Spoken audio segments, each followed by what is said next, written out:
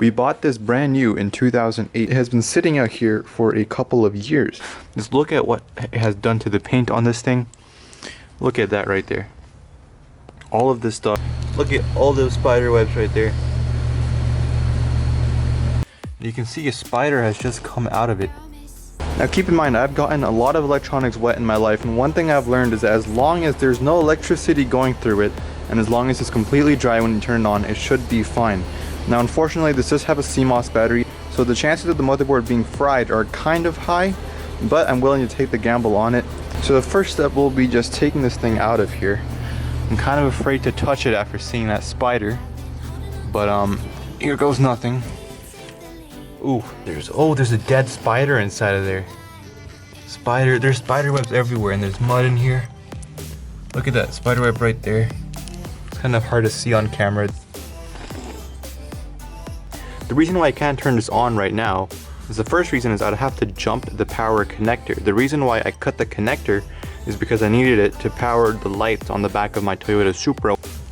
And oh my god, there is literally a spider right there. It's alive. And the second thing keeping me from turning it on is it is really nasty in here. I don't know what's living inside the power supply.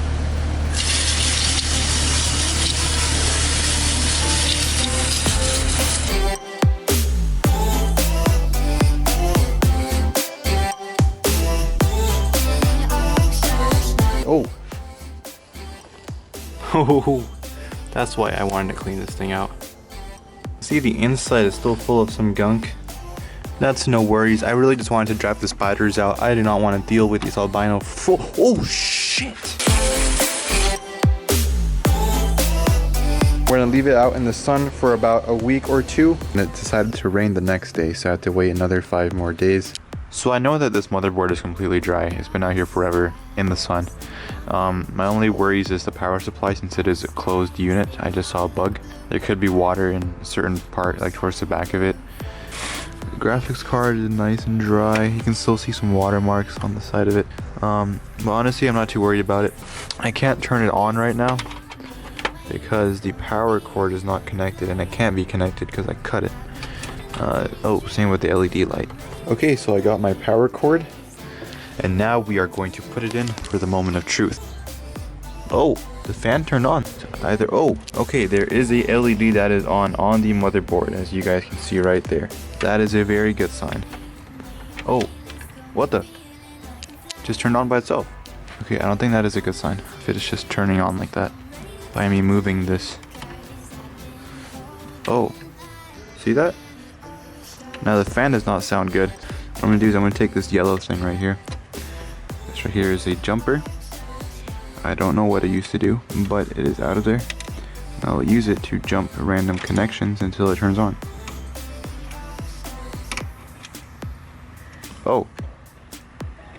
Oh, I got it. Oh shit, it works. Oh, you can hear the DVD drives.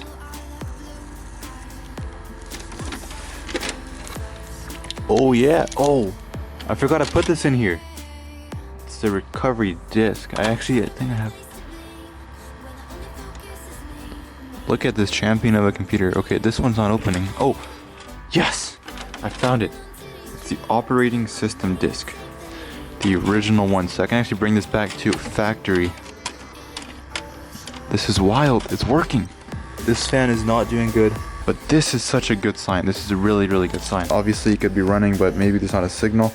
I'm gonna bring my old monitor down here, and then we're gonna hook it up and see if we get a signal on the screen. So I'm gonna hook this up now to this rusty VGA.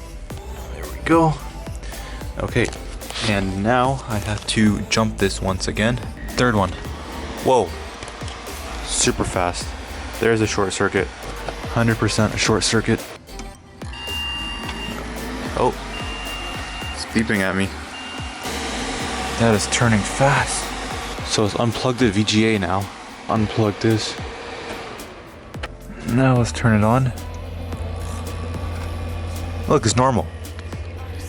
It starts up fine when the VGA is not plugged in. So is the graphics card bad? Let's plug the VGA into the computer itself, the onboard graphics. Okay, start it up normally. And there's nothing on the screen though. Maybe I need to unplug the GPU so that it knows to use onboard graphics. Oh, it was pushed out. Maybe it was just pushed out. Okay, let's try this again. Oh, nice and smooth. It was just unhooked. Is it gonna turn green though? No, it should have turned green by now. Shit. Maybe the DVD drives are still wet. Obviously, they're completely closed off. So it might be a graphics card problem after all. Okay. Still nothing. Okay, let me get my hard drive and put that on here so I can at least hear that spooling up normally. First gen Gateway GT, yep. I took this hard drive out a few months ago, which is why it's dated to 2019. While I did that, I also threw away the hard drive caddy, so unfortunately I don't have this because I was pretty set on throwing this computer away, and then I was like, hey, this is gonna make a good video. After it's been sitting out here for so long. This did use SATA for the hard drive, but IDE for the DVD drives. Let's see how this hard drive sounds.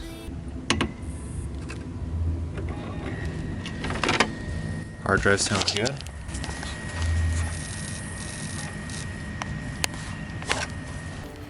Still nothing on the screen. Not that the hard drive would do anything for the screen, but I have a feeling that when I took this jumper off, I took it off as something important. The screw is nice and in there. You can see the corrosion from the years on the screw. Yep. Out goes the graphics card. Oh.